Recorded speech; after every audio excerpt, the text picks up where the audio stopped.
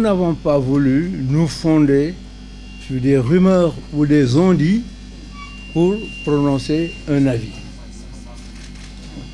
Nous avons préféré attendre les résultats officiels pour nous prononcer sur tous les aspects.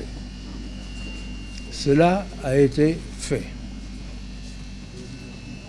Et nous comptons vous livrer notre sentiment sur ce qui, pour nous, est une mascarade électorale qui n'a rien d'élection, préparée longtemps à l'avance comme une fraude générale planifiée.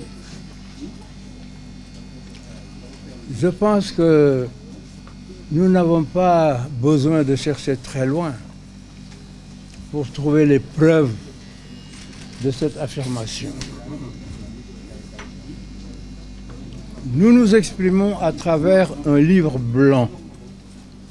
C'est aussi l'une des raisons pour lesquelles nous avons tardé à vous rencontrer.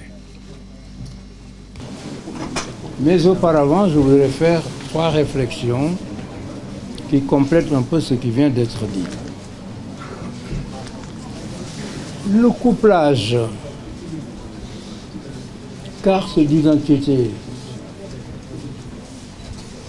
de la CEDEAO et de la carte d'électeur, ce couplage était à l'origine d'une idée de fraude. Dans ma carrière, pour avoir un fichier électoral étendu, on avait souvent agité l'idée de coupler les fichiers identitaires avec le fichier électoral. C'est-à-dire, dès qu'on a une carte d'identité, on vous délivre une carte d'électeur. Et puis, en discutant, on s'est aperçu que c'était la source d'une grande confusion. Parce que le fichier électoral, il est mis à jour. On doit rayer les morts et mettre les nouveaux, tandis que cette opération n'existe pas au fichier identitaire. Au fichier identitaire, on ne raye pas les morts. Ils y sont toujours. Il n'y a aucun mécanisme qui raye les morts.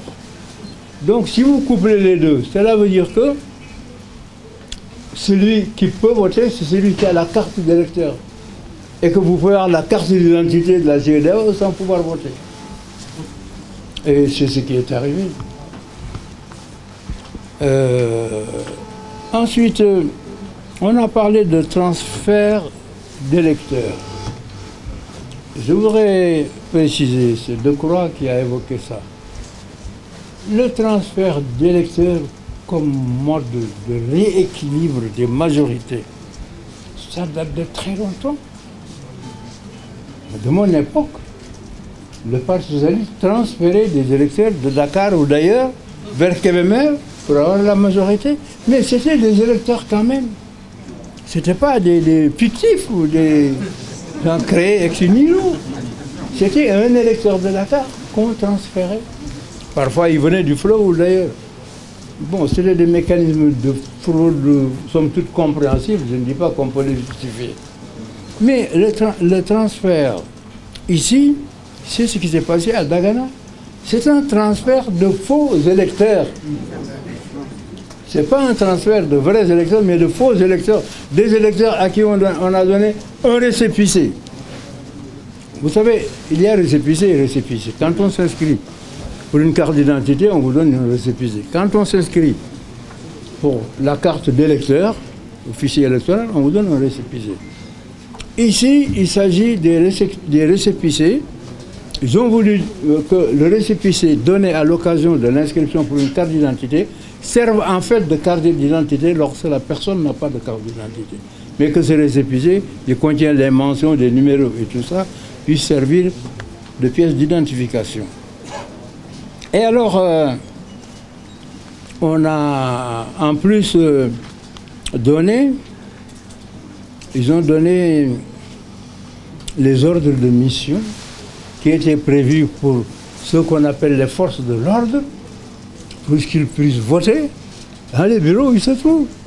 Là, c'est devenu une Ronéo, une machine à imprimer.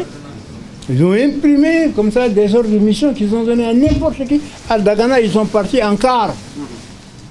Parce que l'ordre de mission et le récépissé n'ont pas de bureau de vote assigné. On ne met pas de bureau de vote. Donc vous pouvez voter où vous voulez. Ah, ils sont arrivés à Dagana en quart, la nuit. Le lendemain matin, tous, ils ont voté et ils sont repartis dans leur cas. On a dû prendre tout ce que vous voulez qu'on fasse. On a dû prendre des photos de ces gens qui sont venus. Il y a eu quelques problèmes avec les habitants, évidemment, de Dagana. Mais c'est ça le problème. Ensuite, ces récépissés et toutes ces pièces dans lesquelles on n'a pas mentionné de bureau de vote constituent une masse flottante parce qu'elles sont mentionnées seulement, le fichier électoral les connaît seulement quand ils ont voté. Et ils ne figurent pas sur le registre du bureau de vote. C'est le bureau de vote qui l'ajoute. Monsieur X a voté avec un réseau, etc. C'est une masse flottante qui fait des dizaines et des dizaines de milliers de gens qui ont voté. Bon, bref, je crois, mesdames, messieurs, que vous avez entendu les exposants vous donner des informations dont vous connaissez la plupart sur le déroulement de ces élections. Et nous vous dirons simplement que vous nous compreniez lorsque nous disons que nous ne voulons plus à l'avenir participer à des élections organisées par Macky Sall. Il peut ne pas nous croire et organiser les élections. On verra bien. On verra bien. Ça, c'est le futur, l'avenir qui va nous juger. Nous disons des élections organisées par Macky Sall et son gouvernement.